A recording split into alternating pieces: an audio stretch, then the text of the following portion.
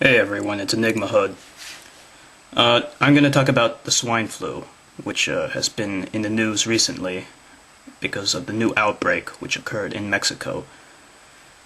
Basically, swine flu is influenza that has infected pigs, and we are now detecting that it has spread to human beings, and even worse, now it's spreading from human beings to human beings. I have been getting a lot of concerns about swine flu from a lot of my subscribers and friends and people just wondering what to do about it, and why is this a big deal, or should we be concerned?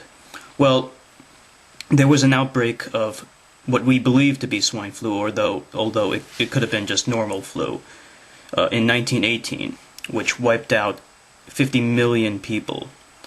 Now, this is why people are so concerned, because of the drastic number of people who were killed in the past by this flu.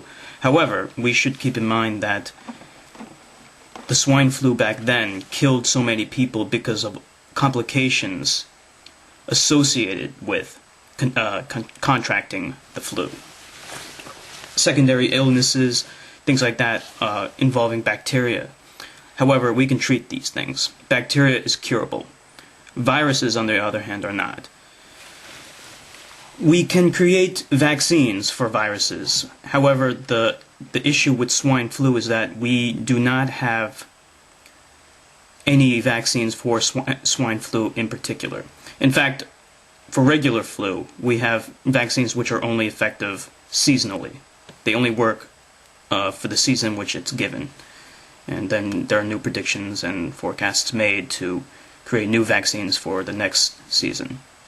Now, the reason for why the vaccines are so ineffective is because influenza is an RNA virus. It's an RNA helix.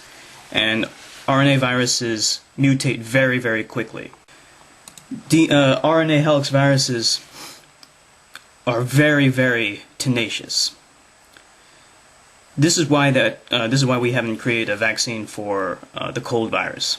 It is a fast-acting RNA virus. Influenza is RNA virus. HIV is an RNA virus. DNA viruses would include something like smallpox, which has been eradicated.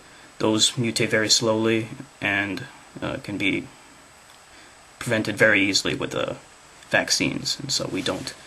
That is the only virus that has been completely eradicated from the planet and now only exists in controlled facilities, one of which is located in America, the other is located, I believe, in Russia, or one of its neighboring countries. Okay, given the fact that swine flu was so devastating in 1918, however, most of the deaths were attributed to complications with their illness, why is it still a pressing issue? Well, according to this chart, take a look at it, you'll see that the amount of people killed by the outbreak were a large proportion of the people were healthy adults or young people, ranging from 14 to the 40s. This is not typical. Influenza indeed does kill thousands of people every year. However, most of those people are the elderly or the very young, people who have very weak immune systems. So when we compare that to swine flu currently, even though only a very small number of people have been killed, the fact is these people are young people who are not normally killed by influenza. And the fact is we don't have a vaccine for swine flu currently. Now, on to the real issue, or the real thing that I should talk about is what can we do? Well, the obvious thing that we can do is that we can be very safe. Now, in Japan, they have a culture which keeps them safe. People who are sick, they usually stay home. And if they are going out into public, they wear surgical masks around their faces to prevent any particles from being transmitted from their mouths or their noses to other people, because that's how viruses are transmitted. They are transmitted through water droplets when we sneeze or when we cough. However, we don't have that kind of culture. If you wear a surgical mask in public, people point and laugh at you. So what you can do is, if you're sick, you can stay home, or you can avoid people who are sick, although that might be difficult. So just avoid people in general, and keep your hands very clean.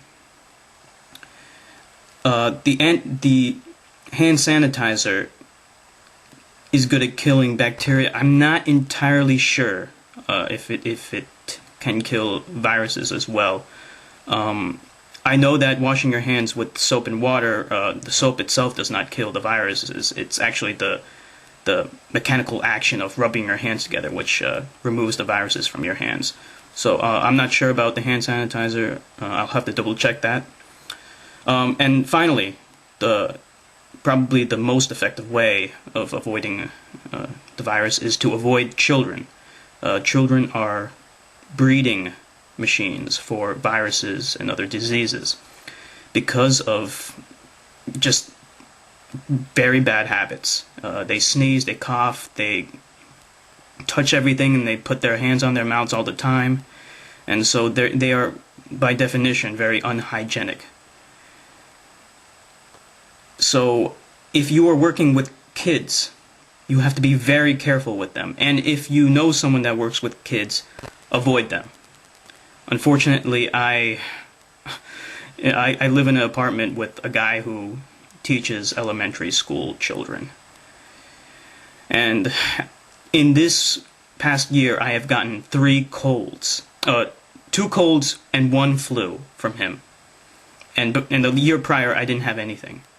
So as you can see, just being close to somebody who works with children can be very dangerous, especially with what's going on right now.